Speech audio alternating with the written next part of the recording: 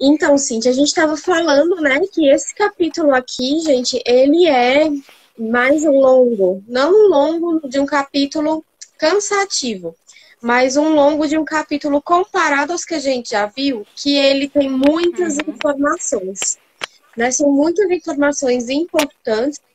E a gente começou a ver que tinha muita coisa, muita coisa. A gente vai estar tentando trazer o máximo aqui para vocês. Mas é um capítulo que vale muito a pena ser lido. Então vão ter coisas que a gente vai acabar pontuando, mas que não tiram a importância desses pontos, que são altamente significantes dentro de um lar, dentro da escola, dentro de sala de aula, dentro de todo o universo. Então, se a gente passar por algo, não é por não querer, é justamente pela questão do tempo. Pode Isso. começar. O capítulo, ele começa voltando um pouquinho, falando um pouquinho sobre o capítulo anterior, né? Que o capítulo anterior a gente falou da diferença entre autonomia e abandono. E aí, aqui ele vai enfatizar bastante a parte da autonomia, da importância de criar os filhos autônomos. E aí, ele dá alguns exemplos, até aqui na página 78. Deixa eu abrir aqui, né? Rapidinho. Na página 78, ele dá alguns exemplos de como é que não deve se fazer, né? Que criar os filhos com uma super proteção. Por quê? Porque lá na frente isso pode causar um impacto negativo, né? Nesses filhos, eles acabarem se tornando adultos sempre muito dependentes.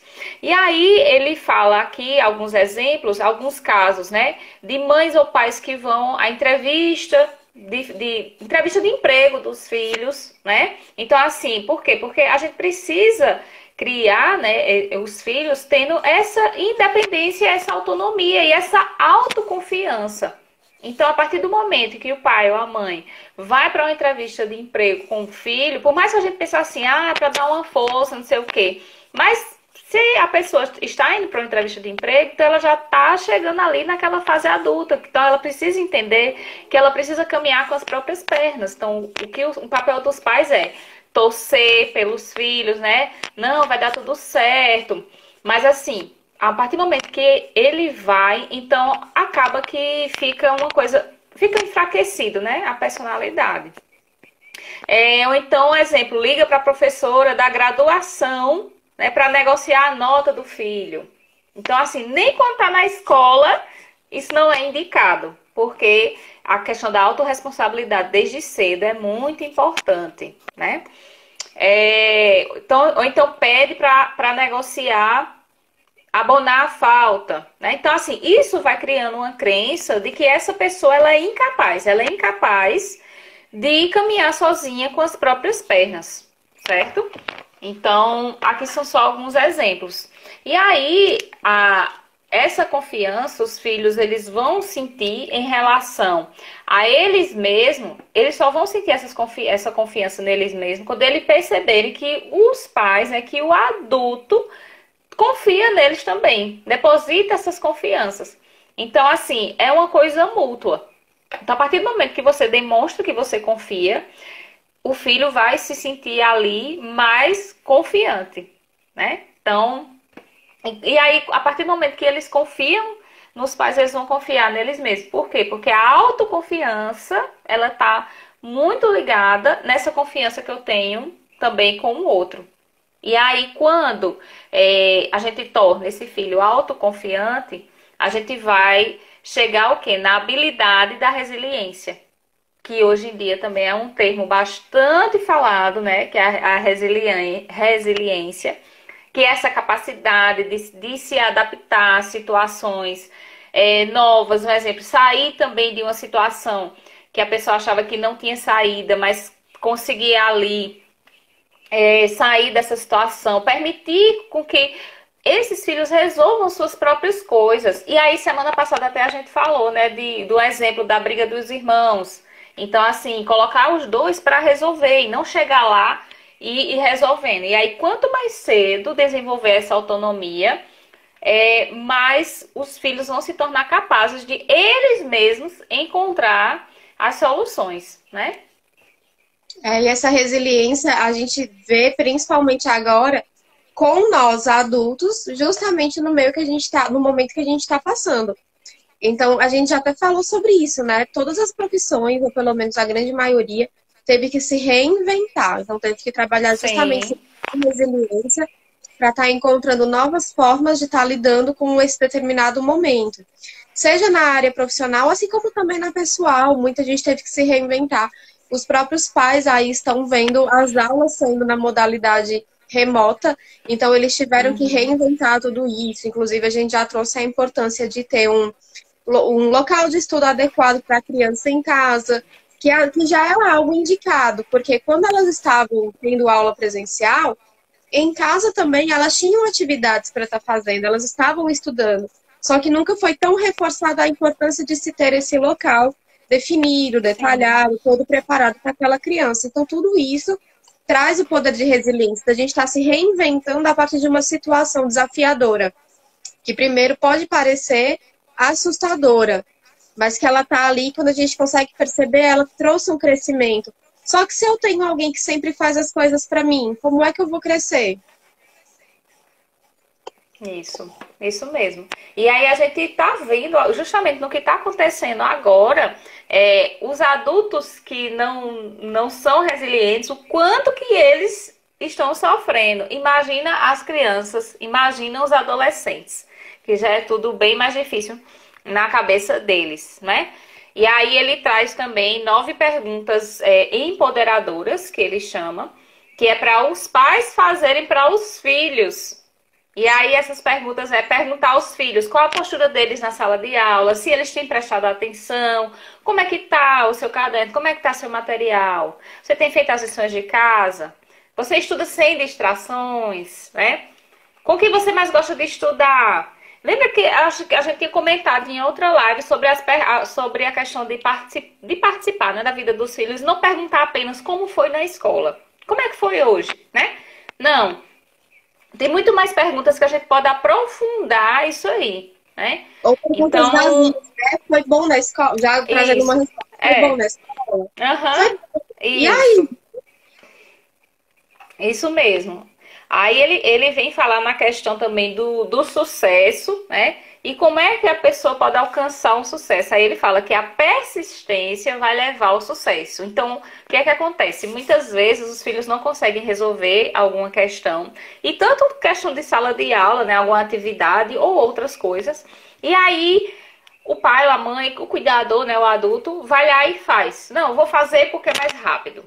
E aí, isso você vai estar blindando, né? Vai ter essa super proteção aí, como o Michele falou. Se eu sempre vou, se alguém sempre faz por mim, então vai virar um adulto que vai sempre esperar que o outro faça. Então, o que é indicado a fazer? Por mais que a pessoa tenha vontade de fazer, mas é reforçar essa confiança. Então, não, eu confio que você faz. Eu sei que você consegue fazer, né? E incentivar essa persistência. Então, ser persistente, né, não é ruim. Ser persistente é muito bom. E às vezes a gente até encara essa persistência com teimosia, né? A gente acha que... Então, assim, a persistência é que vai ajudar. E eu marquei até uma frase que ele fala no livro que eu achei muito bem tocante, né? Que ele fala assim: feliz é aquele que transforma suas dificuldades em oportunidade de crescimento. E aí é também uma coisa que a gente traz para a nossa atualidade, para os dias atuais que estamos vivendo agora, né? Então, assim, muitas dificuldades realmente que nós estamos vivendo, mas quantas pessoas não se reinventaram? Pegou essa dificuldade e disse, não, eu preciso reinventar, né? E aí é outra coisa que ele traz que eu achei muito interessante, sobre assim, os problemas vão existir, não tem como não existir. Só que aí a gente precisa focar o quê? Na solução. Então, tem solução essa questão, esse problema? Se tiver solução, então ele fala até assim que não, então não temos problemas, temos desafios. Então, a partir do momento que você muda só uma palavra, né? Então, a gente transforma esse problema em desafio, porque a gente vai em busca da solução. E isso acaba, né, que se torna uma oportunidade de crescimento. Exatamente. Ele traz algumas frases na página 80 e 81, justamente falando sobre isso da da resiliência. Então, ele traz algumas frases de outros livros, ele cita alguns autores, então eu acho muito interessante o Uhum. percurso que ele faz. Então, ele traz frases do tipo: se você quiser ser bem-sucedido, duplique a sua taxa de fracasso. Né? Então, ele está falando que não é porque a gente vai deixar ali a criança estar fazendo algo que ela vai conseguir de primeira. Talvez ela não consiga, Uhum. né? Mas mesmo se ela não conseguir, alguma lição ela vai aprender. Eu costumo sempre falar assim, em uma situação adversa, quando a gente não consegue algo, ou nós vencemos ou nós aprendemos. Uhum. Nós jamais perdemos. Isso. Porque alguma coisa é Aham. possível extrair dali. Mas, novamente, né? Se eu tenho alguém que faz tudo por mim a todo momento, como é que eu vou aprender? Como é que eu vou aprender que aquilo não é o melhor caminho a seguir? Como é que eu vou aprender que aquele caminho é mais interessante? Como é que eu vou descobrir os meus gostos? Como é que eu vou descobrir qual é a minha identidade ali se tem alguém que sempre faz para mim? É mais ou menos por isso que a gente vê uma dificuldade hoje quando a gente fala sobre jovens, quando vão sair de casa, os pais superprotetores ficam para morrer, né? Alguns jovens não conseguem sair. Porém, eu acho que assim, eu não vou dizer 100%, mas pelo menos 80% das pessoas que eu conheço, depois que saem da casa dos pais, apesar de todas as dificuldades, é muito difícil falar assim: eita, eu quero voltar para casa do meu pai, eu quero voltar para casa da minha mãe, é o meu sonho voltar para casa de alguém. Porque descobre ali a sua liberdade, só que descobre também que junto com a liberdade vem as responsabilidades. E Sim. sabe como lidar com aquelas responsabilidades. Coisa que, de repente, quando eu morava com alguém, eu não conseguiria fazer. Então, eu sei que se eu não pagar a conta de energia, eu vou ficar sem luz. Porque eu não tenho quem Uhum. faça para mim. É uma responsabilidade ali que também vai estar me gerando a liberdade de poder ter energia na hora que eu quero. Mas eu só vou conseguir dar valor a essas coisas na hora que eu realmente estiver ali dentro, estiver vivenciando. É, isso mesmo. Isso me lembra até o livro de disciplina positiva, que eu sempre estou citando aqui, porque ele é muito interessante. Em que a autora ela dá exemplos, né? Até assim, das crianças, para você criar essa responsabilidade com as crianças desde cedo. E aí fala assim, um exemplo, né? Cada pessoa vai ter sua tarefa, e nesse capítulo ele até fala disso, né? De dividir as tarefas de casa. E aí fala um exemplo, eu tenho meu filho pequeno, e aí eu ensino a ele toda vez a tirar a sua roupa suja e colocar no cesto para eu lavar a roupa. No dia que ele não colocar ali no cesto para lavar a roupa, eu não vou lavar a roupa dele. Isso já vai criando esse senso de responsabilidade. E a questão da causa e da consequência.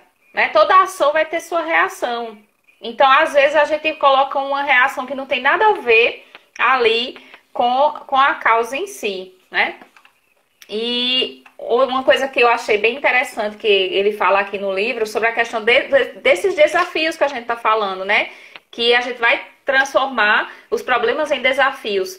Porque ele fala que através da neurociência, né, a neurociência explica que os desafios eles são estimulantes, eles nos estimulam. E realmente, se a gente parar para pensar, quando a gente tem um desafio, então a gente fica querendo, né, resolver esse desafio, principalmente quem gosta, né, de desafio aí. Por quê?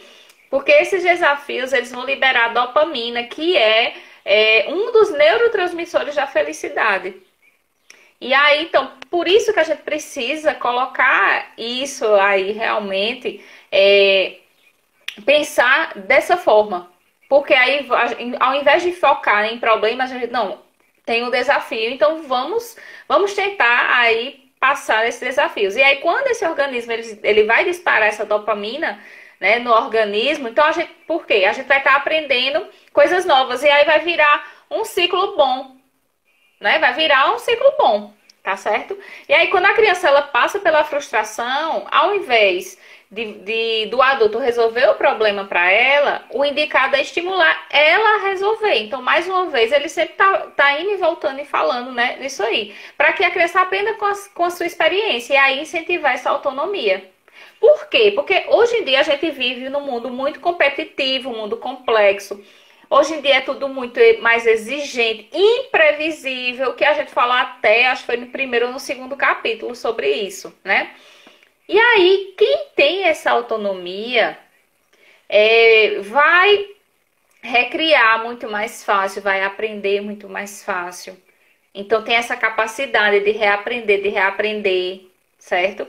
Então essa pessoa que desenvolve essas habilidades terá muito mais oportunidades, porque o mundo tem muita questão para se resolver.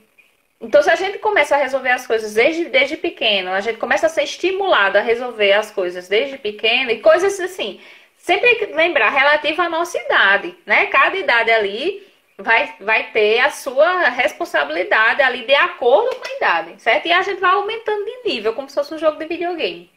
Uhum. Então, por quê? Quando a gente vai aos poucos aprendendo a lidar com essas pequenas responsabilidades, quando a gente for uma pessoa adulta, vai ser uma pessoa muito bem resolvida.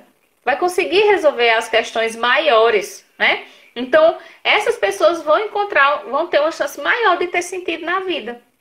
E aí ele fala bastante nesse capítulo sobre a questão da felicidade. Ele fala muito, e ele fala que a felicidade é justamente isso, não é uma alegria constante para sempre sem fim, não. A felicidade é algo que primeiro ela vem de dentro para fora, né? Que nós é que vamos construir esse senso, né? Da percepção que a gente vai ter da felicidade. E é justamente esse jogo da vida. Hora eu ganho, hora eu perco, né? Hora dá certo, hora não dá certo. Por quê? O que seria do dia se não houvesse a noite? Eu acho muito, muito massa, assim, essa frase, né, que fala, o que seria do preto se não fosse o azul, né? Então, assim, a gente só valoriza as coisas porque a gente sabe quando a gente não tem. A gente sabe a falta que faz. Então, por isso que é importante, sim, termos momentos bons e momentos ruins. Faz parte também, né? Ele, como você bem falou, ele fala muito sobre essa felicidade, que ele traz um subtítulo, né, Em Busca da Felicidade. E aí, como a Uhum. gente já desmistificou aquele termo do empreender, né, do empreendedorismo, aqui embaixo, na página 82, ele traz assim, a felicidade não está baseada no ter, e sim no empreender, Isso. né, Uhum. que é justamente a gente já tirou essa ideia do empreender como algo voltado para o mundo financeiro, capitalista e fim, ponto. Né? A gente já viu que é um processo, e inclusive não, eu acho que é um processo nosso, voltado para a gente do autoconhecimento, né? Que é aí onde ele traz a questão Uhum. dos sentidos, do projeto de vida. Então, quando ele traz Isso. justamente isso, a felicidade não é um ter, né? Tem muitos pais que, às vezes, por não terem tempo, fazem todas as vontades do seu filho materialmente falando, né? Então Uhum. toma isso, dá aquilo, enche ele com bens materiais, porém o que ele precisa naquele momento é que você consiga fazer uma refeição com ele. Tem até uma Isso. parte que ele fala aqui, surpreenda seu filho um dia, se você não tem o hábito de buscá-lo na escola quando já é um adolescente, pré-adolescente, surpreenda seu filho um dia, vá buscá-lo, saia para almoçar com ele, tenha uma conversa proveitosa com ele, depois compre sorvete. É muito mais gratificante, aquilo dali vai ter um sentido muito maior de felicidade do que você chegar e falar, toma aqui, R$ 10 para você comprar o que Uhum. você quiser. Né? Então, olha como a gente às vezes não dá importância, principalmente quando a gente fala das crianças, de que fala sempre, não tenho tempo para fazer isso, então eu vou dar para ele o que ele quer. Tudo isso é superficial, a criança precisa desse contato, ela precisa sentir que ela está sendo ouvida, que ela está sendo amada, que ela está sendo respeitada. Isso. Que até foi falado semana passada sobre esse tempo, acho que foi semana passada, sobre esse tempo, né, para cada filho ter alguns minutos dedicados só para eles, né? E aí ele fala dessa questão da felicidade, ele diz que você encontra a felicidade quando você une o prazer e o propósito. Eu achei muito massa aí essa colocação dele. E aí, quando o Michel falou na questão, né, das questões materiais, e aí vem outra colocação que ele fala, que a diferença entre o prazer imediato e a felicidade. Muitas das vezes a gente acha que a felicidade ela vem de uma coisa que é um prazer imediato. Sim. Então, assim, um exemplo, ganhar um dinheiro, né? Então, R$ 10. Ah, é um prazer imediato. Olha, ganhei dinheiro, vou comprar o que eu quiser, né? Porque para criança, meu Deus do céu, R$ 10 é muita coisa. Então, assim, Só que o que vem rápido vai rápido, né? E ele faz até uma analogia com fogos de artifício, que é muito lindo, né? Fogos de artifício é muito lindo, mas assim, estourou, ficou lindo ali e pronto, acabou. É um prazer imediato.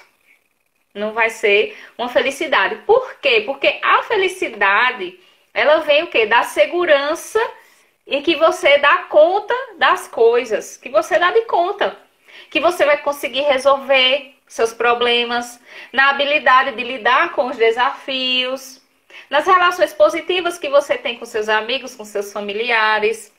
A felicidade vem desses recursos internos para lidar com o tédio e com a solidão. Eu até falei um pouquinho, né, sobre a questão do tédio. E engraçado que ele fala nesse capítulo aqui dessa importância, né? Oi, chefinho! Eita, que É meu saudade! chefinho. Então, chefinho agora tem até filho, né? É pra ficar aí mesmo na live.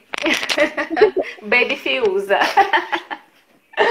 Então, assim, ele fala também que o que se vê como sucesso precisa de muito esforço para ser alcançado. E aí ele fala do talento, da preparação, do esforço, da motivação, dos valores e do mindset, né, que é a mentalidade. E aí muitas vezes as pessoas acham que sucesso significa fama ou dinheiro só, né? Mas não, o sucesso tem muitas coisas envolvidas. Você pode não ganhar milhões de reais, mas ser um profissional bem-sucedido, porque tem tudo isso aí para fazer sua receitinha aí de bolo aí do seu sucesso, né? Até porque o sucesso ele é muito particular de cada um, né? Do que cada um dá o seu sentido, a sua percepção, né? Ele traz aqui também que o equilíbrio para a felicidade é justamente isso, é o prazer e o propósito, né? Não dá para você só ficar focado no prazer, porque o prazer é o quê? É o imediato.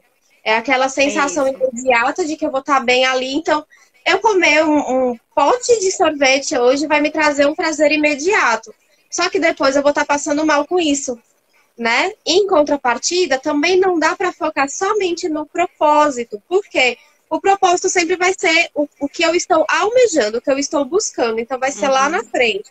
Se eu focar somente no propósito, eu vou deixar de aproveitar o meu hoje. Só que quando eu consigo encontrar o equilíbrio disso, é o que vai fazer diferença. Então, o meu equilíbrio vai ser justamente o que eu posso ter agora, o que eu preciso, o que eu posso esperar. E por que eu tenho que fazer essa troca? Por que eu prefiro ter isso agora ou por que eu prefiro ter isso depois? É tudo que a gente sempre fala aqui, né, Cíntia? É o meio termo.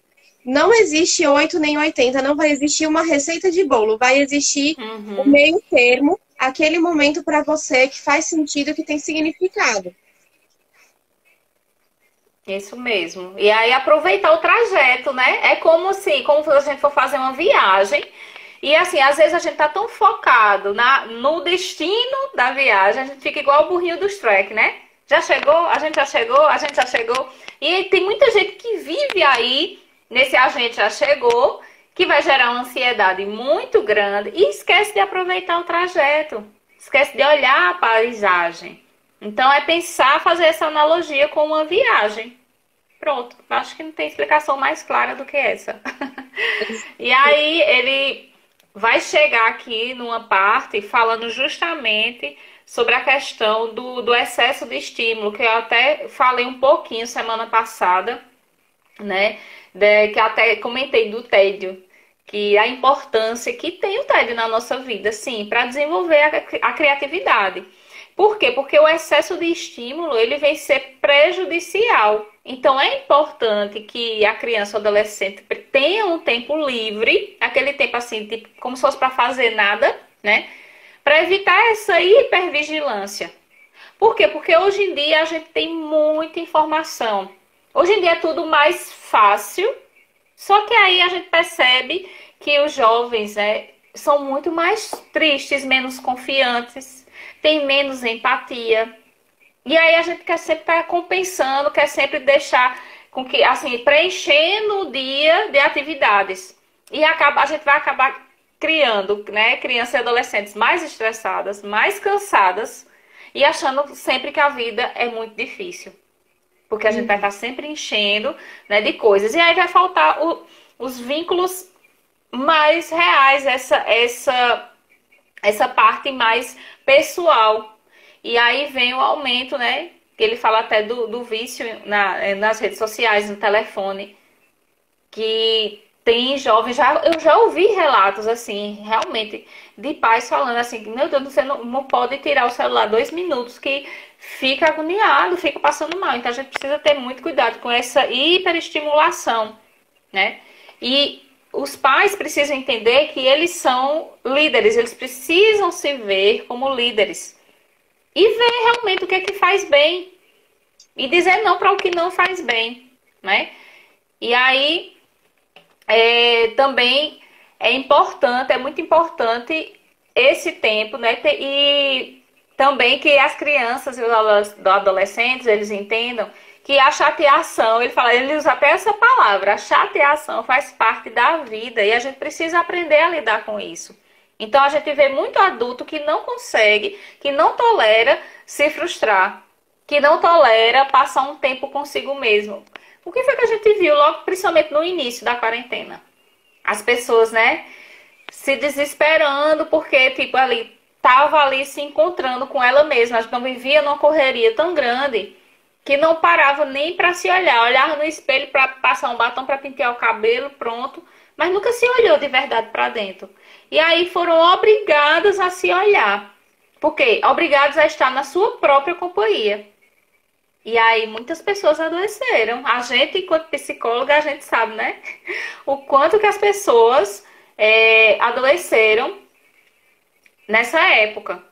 Eu digo assim, é claro que a gente está vivendo, mas no começo foi muito mais difícil. Justamente por essa falta de tempo consigo mesmo. Que a gente precisa, e a gente precisa aprender desde pequeno. Desde pequeno. E quem não aprendeu pequeno, Né? disse que cortou. Aproveitar a própria companhia, aprender Sim. a estar em conexão consigo mesmo, aprender a se respeitar. Então, não basta alguém me falar, isso é um prazer imediato ou isso é um propósito. Eu tenho que saber identificar isso. Né? Então, se eu dou para o meu filho ali, sei lá, R$ 10 e ele quer comprar alguma coisa ali na hora, porém, ele precisava ter um dinheiro maior para poder comprar outra coisa que ele está almejando. Então, ele vai ter que ter essa percepção, eita, se eu gastar esse dinheiro aqui agora, vai fazer falta lá na frente para algo que eu quero mais, para algo que é mais importante para mim. Então, o que eu vou fazer agora? Né? Porque se eu tiver ali, não, eu te dou isso também, ele não vai ter aquele senso de responsabilidade, né? E aí, aqui no livro, o Léo traz assim, que é importante a gente trazer 3 palavras quando a gente fala sobre os pais serem empoderados para conseguirem ajudar os seus filhos, que é sobre saúde, respeito e educação. Então, na hora que a gente conseguir encontrar a resposta de que isso faz bem para minha saúde, eu vou estar me respeitando e respeitando o outro, e eu vou estar gerando educação com o outro e comigo mesmo, pronto, aí sim eu consigo ter um bom parâmetro de que atitude eu vou tomar. Isso mesmo, isso mesmo. E nessa parte ele fala muito dessa questão, né? Desse empoderamento dos pais, né? E tanto é que tem uma parte desse capítulo que ele fala exclusivamente sobre o uso saudável da tecnologia. Por quê, né? E olha só que, assim, hoje nada mais pertinente, né, do que falar disso hoje em dia, que a gente tá muito mais dentro de casa e acaba que muitas crianças e muitos adolescentes estão passando muito mais tempo na frente das telas, né? Então, assim, seja para assistir aula, então, assim, é o jeito, tem que ser dessa forma, né? Mas aí é que o cuidado tem que ser redobrado. Porque a criança e o adolescente está passando muito mais tempo na frente de uma tela estudando, então ele precisa fazer esse detox aí, né? Então imagina, não, estuda de manhã, passa a manhã todinha estudando na frente de uma tela e de tarde vai para frente de uma tela também, ou jogar videogame, ou vai assistir um vídeo. Então precisa também de um tempo para as coisas analógicas, né? Sair um pouquinho aí desse digital. E ele fala aqui sobre um estudo, né, sobre telas, né, falando que assim 2 horas por dia no máximo que é recomendado para as crianças acima de 6 anos e para os adolescentes. Olha só. Por quê? Porque a tela, eu digo isso, tanto tem esse estudo, como um colega meu me falou, que é pai, ele disse que foi incrível. Ele tem uma menininha de 3 anos. E aí ele falou de uma experiência que ele passou com a filha dele. Ele disse, eu comecei a notar que ela estava apresentando umas características de uma criança com autismo. Começou a ficar muito, tipo, agressiva, não olhava pra gente, a conexão estava muito distante. E ele disse, não, tem alguma coisa errada. Como ele é profissional também, né? Aí ele foi diminuindo isso. Ele disse, mudou completamente. Né? Mudou completamente. Porque, como a gente falou, o cérebro da criança não está ali totalmente formado. Né? E precisa, a criança, principalmente, né? Precisa desse tempo livre aí. Esse tempo longe da gente. Se a gente que é adulto, a gente sente no final do dia, quando a gente passa muito tempo na frente do computador, na frente de um celular, trabalhando, a gente sente, avalie a criança. Então, assim, estimular Agora, mesmo as brincadeiras. adianta um pai falar assim, saia da frente do celular, saia da frente do computador. Ou na hora do almoço, não mexa no celular. E o pai tá lá, ó, no celular, mexendo. Não, mas Isso. eu estou respondendo umas mensagens de trabalho. Problema, né? O seu filho vai falar, certo? Eu tenho mensagens da escola para resolver, né? Porque para ele aquilo dali é o mais importante. Então é uma coisa que fala, como a gente já também, as crianças, os jovens, na verdade, acho que qualquer pessoa vai aprender muito mais por ver as suas ações do que ouvindo suas palavras. Suas palavras são vazias se você não faz nada daquilo que você está falando. Do que adianta? É a mesma, aquela lógica de que a gente já ouviu o exemplo, né? De que não adianta em nada. Um médico tá mandando você parar de fumar se ele tá ali fumando, né? E qual é o conceito que ele tá passando? E aí não é uma questão de falar que cada pessoa sabe o que faz. Realmente, sabe o que faz. Porém, no momento em que eu quero trazer algo para o meu filho, para a minha criança, eu tenho que estar dando um exemplo para ela. Porque se eu estou dizendo para ela não ficar na tela do celular durante uma refeição, e eu quero que ela venha se comunicar mais, ela vai se comunicar com quem se eu estou ali na tela de um celular também? Né? Como é que eu posso estar exigindo para ela ter esse momento mais analógico se eu não tenho? Como é que eu posso pedir para ela se conectar mais comigo, consigo mesmo, se eu não faço isso? Né? Então, como é que eu posso pedir para o outro falar, olha, isso é bom, se eu não faço? Como é que o outro vai acreditar em mim? Não adianta eu chegar e falar, coma tal coisa, coma brócolis, que olha, faz bem para a saúde, é muito bom, mas eu não como. Se é tão bom, por que eu não faço? Né? É a primeira interrogação que vai vir aí para aquela criança, para aquele adolescente. Se é tão bom, por que você não faz? Pois é, principalmente porque os filhos aprendem pelo exemplo. Eles aprendem pelo exemplo, é pelo que vê, não é só pelo que fala, não. Né? Principalmente porque a criança, ela é muito visual. Ela aprende muito mais ela vendo do que ela ouvindo. Né? E aí ele dá algumas sugestões para o uso de telas sem prejuízo, né? Então ele fala assim, da hora do estudo, deixar o celular ali desligado, ou longe, ou em modo avião, né? Já para evitar chegando essas notificações. Eu até estava ontem com uma turma, né, de ensino médio falando sobre isso. Gente, mesmo agora vocês estão estudando aqui com computador, celular, tem castiel, não sei o quê. Mas assim, se você precisa estudar tipo com o celular, desativa as notificações. Porque senão vai ficar chegando, você se distrai, não tem como, né? Não tem como. Aqui a gente é adulto, a gente não consegue. Tá trabalhando aqui, chegou a notificação, vira, para e vai olhar a mensagem. Imagina a criança ou adolescente que ainda não tem os seus impulsos ali freados, né? De forma ali funcional mesmo do cérebro. Então, é importante. Então, se eu não consigo não olhar, então bota em outro cômodo. Não, nessa hora de estudo, é você e seu material, né? E ele fala aqui também, um termo bem interessante, né, do detox digital na hora das refeições. Porque a gente pegou essa mania de estar com o celular toda hora. Então, sentar, se, como o Michel falou, se eu quero ter esse contato, que meu filho, minha filha, tenha esse contato mais próximo comigo, dialogue mais comigo, fique menos tempo no celular. Então, é detox da família todo. Na hora dos passeios, em família, nesses momentos, né? Então, isso é para criança e para adulto também. E o outro ponto aqui que ele colocou, né, que eu pontuei aqui, que é evitar acordar e dormir com o celular do lado, ou então pelo menos desligar. Por quê? Tem uma questão do hormônio do sono, que é a melatonina, que é esse hormônio, ele só trabalha de maneira melhor, maneira perfeita mesmo, sem nenhuma luz, né? Então, essa luz do celular que vai chegando mensagem, as notificações, e acaba que o celular acende. Acaba que o celular vai acendendo. Então, essa luz do celular, ela não vai permitir que a pessoa consiga entrar no sono profundo, que é essencial, né? Para apagar as memórias que são desnecessárias. Então, imagina se a gente absorvesse tudo que a gente passa no dia a dia, né? Não tem como. Então, é importante esse sono profundo. Não adianta você dormir muito se você não dorme bem. E para principalmente criança e adolescente que está em fase de desenvolvimento, o sono é muito importante. E principalmente esse sono profundo. Por quê?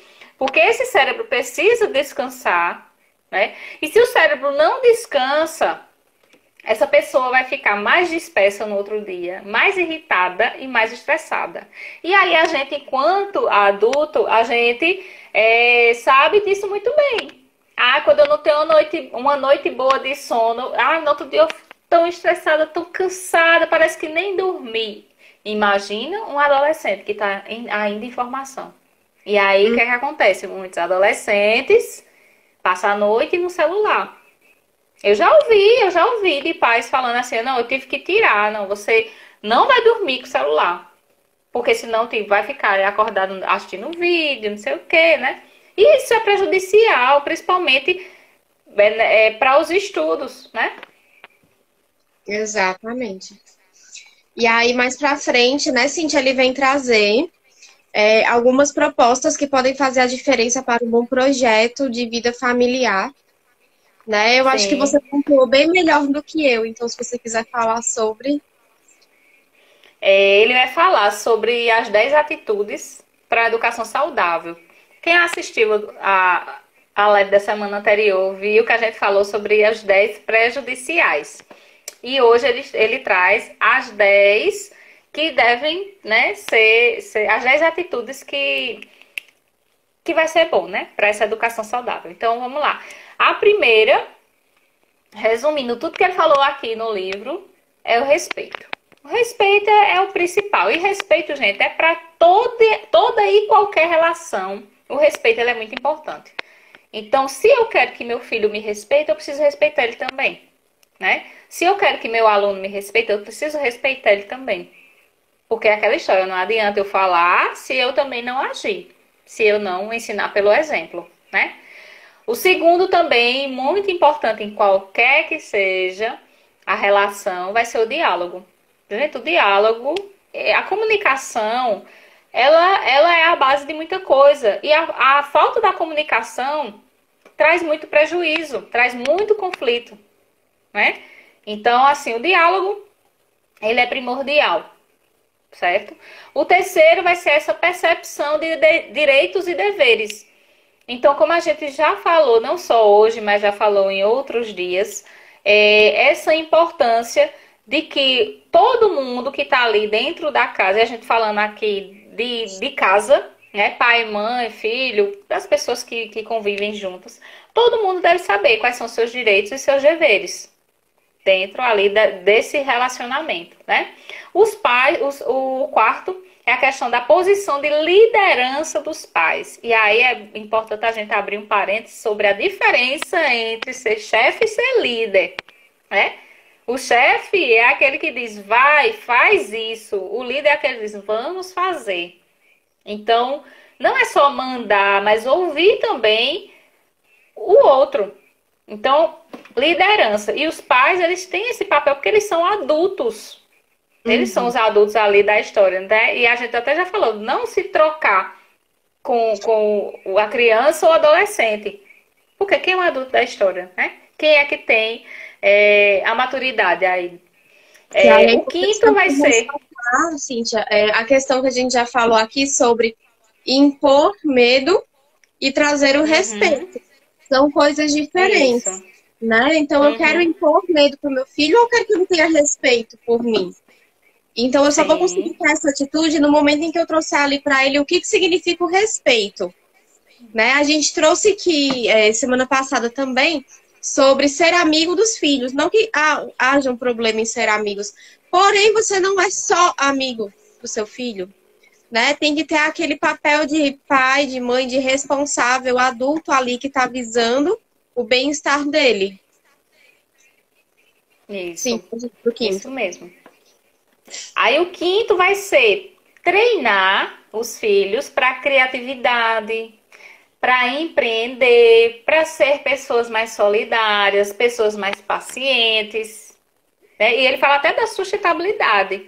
Então, isso tudo começa em casa. E na escola vai ser um complemento disso. Então, a criatividade foi até o que a gente já falou aqui, né? Desse tempo ali de, de, de tipo tédio, né? Que é aquele tempo de não fazer nada. E aí a criança vai desenvolver essa habilidade. Na live anterior a gente falou, eu dei até um exemplo, né, de um texto que eu li de uma professora, né? Que ela viu que os filhos, por ela não ter ali o tempo para estar com eles, eles acabaram desenvolvendo a criatividade ali numa atividade. Eles mesmos propuseram e fizeram. Então, quem não assistiu, depois assiste.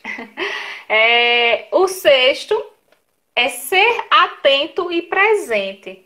Isso para os pais, né? Ter atenção. Então, às vezes, principalmente na fase da adolescência, os adolescentes tendem muito a se trancar no seu mundinho, viver no seu mundinho ali. E aí a gente, mas é porque adolescente é assim mesmo, né? Ele fica ali trancado no quarto, não sei o quê, e aí, de repente, acaba que pode desenvolver, né, até um processo de depressão, de ansiedade mais grave, né? E aí os pais acabaram que nem perceberam quando viram. Então, seja atento, mesmo que seja adolescente, ele precisa do espaço dele? Precisa, lógico, todos nós precisamos. Mas é importante que exista, principalmente, aí a gente fala, volta para a questão do diálogo, né, lá em cima. Então é muito importante ter esses momentos aí, né, juntos. E aí no final vou até falar um negócio que ele falou que eu acho bem interessante. O sétimo, né? Questão das regras da casa, deixar sempre de maneira clara. Porque às vezes a gente tem uma mania de pensar na nossa cabeça e achar que porque eu pensei, o outro já sabe, né? Porque eu acho, eu penso, não. É como se, assim, as pessoas precisam ler nossos pensamentos, né? E assim, não, deixar tudo, as regras claras.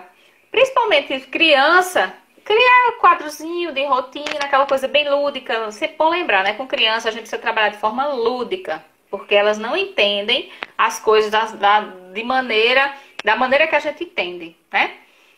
Outra questão, que é a oitava, é os pais, os adultos, né? Parar, pensar e agir como adultos. E não tá se trocando, né? Com os filhos. O nono vai ser reforçar esses combinados da casa. Então, vai existir os combinados, né? Então, assim, não é uma monarquia que tem um rei, que você faz isso, você faz isso, você faz aquilo. Vamos se juntar ali, né? Numa reunião de família e decidir ali quem é que vai fazer o quê? A atividade de cada um, certo? Então, reforçar esses combinados sempre.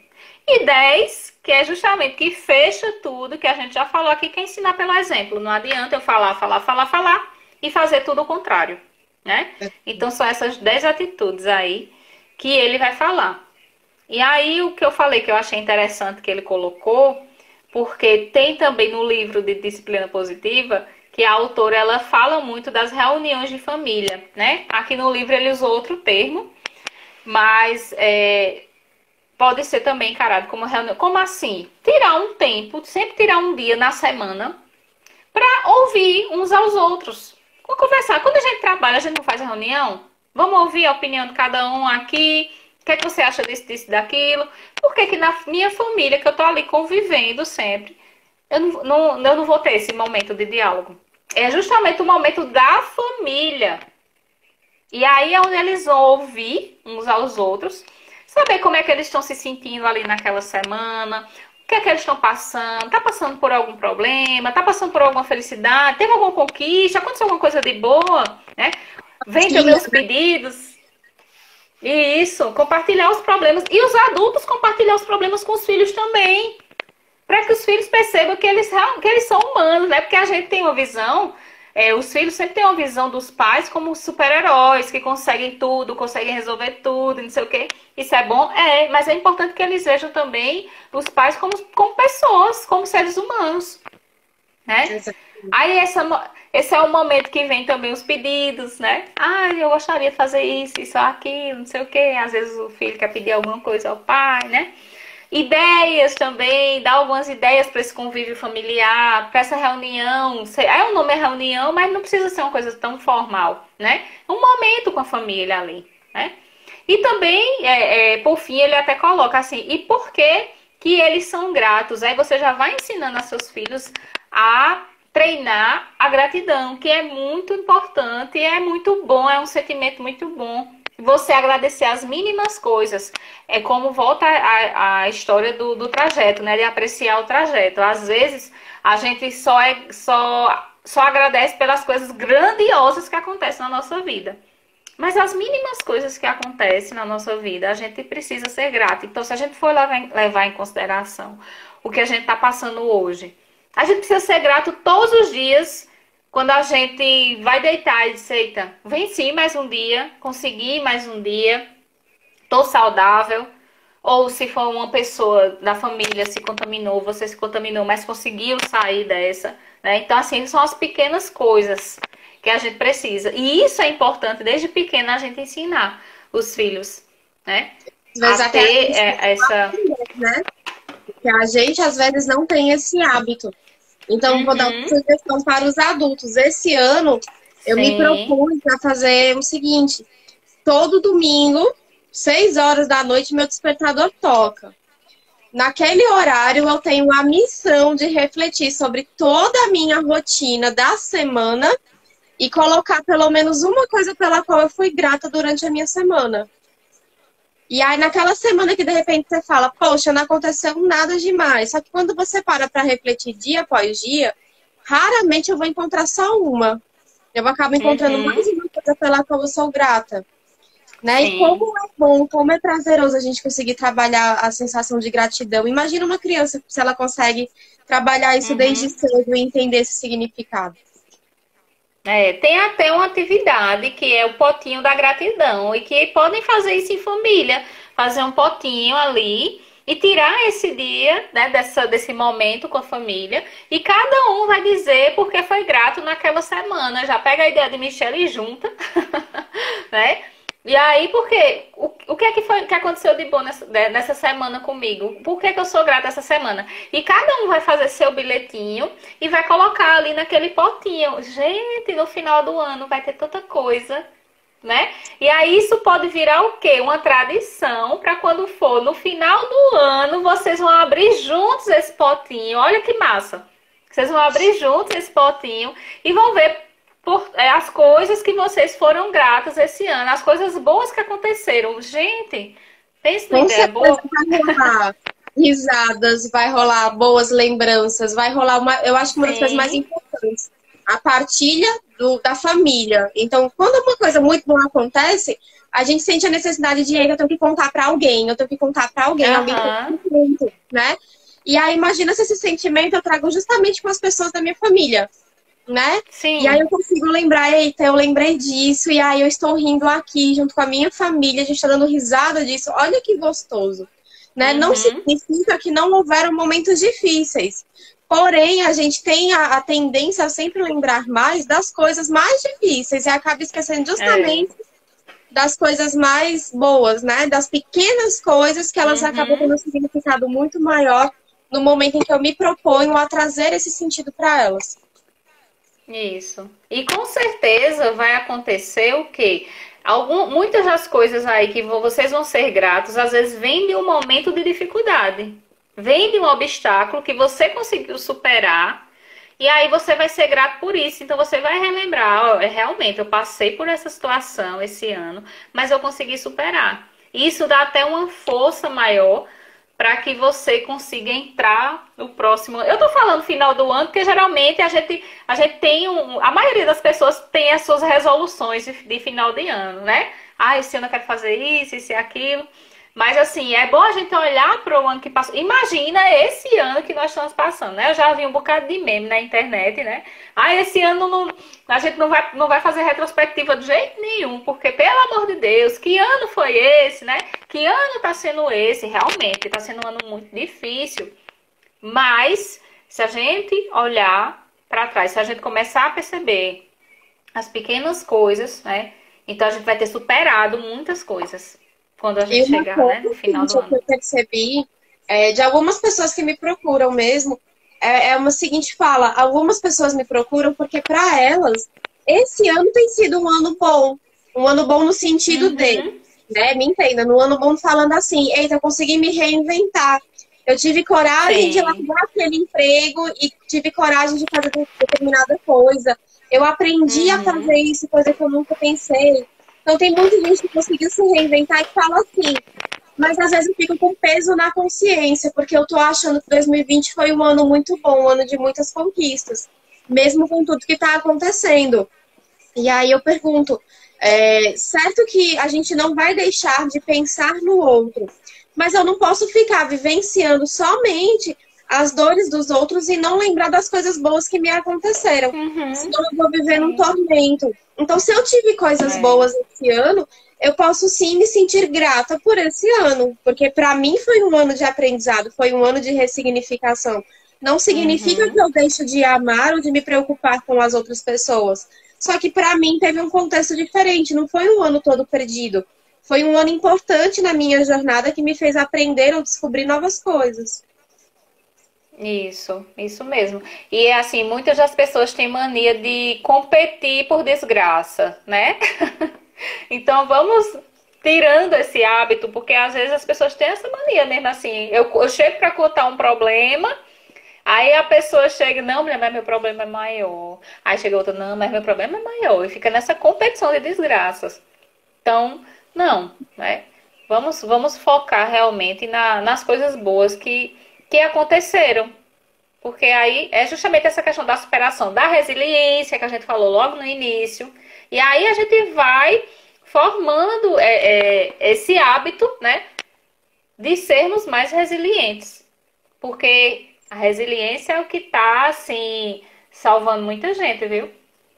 Muita gente Exato. esse ano. Então, as pessoas que são resilientes estão conseguindo passar por esse ano de uma forma mais folgado, né? Respirando mais assim, aliviado, porque as pessoas que não são resilientes, assim, a dificuldade é muita, muita dificuldade mesmo, né?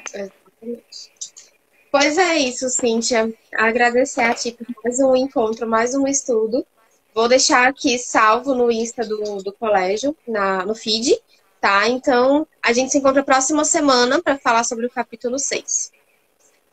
Isso mesmo. Conseguimos, ó, tá vendo? Esse capítulo foi grande, mas a gente conseguiu fechar, amarrar ele, né? E falar as coisas mais importantes dele, né?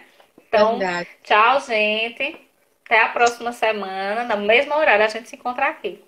Até a próxima semana. Tchau.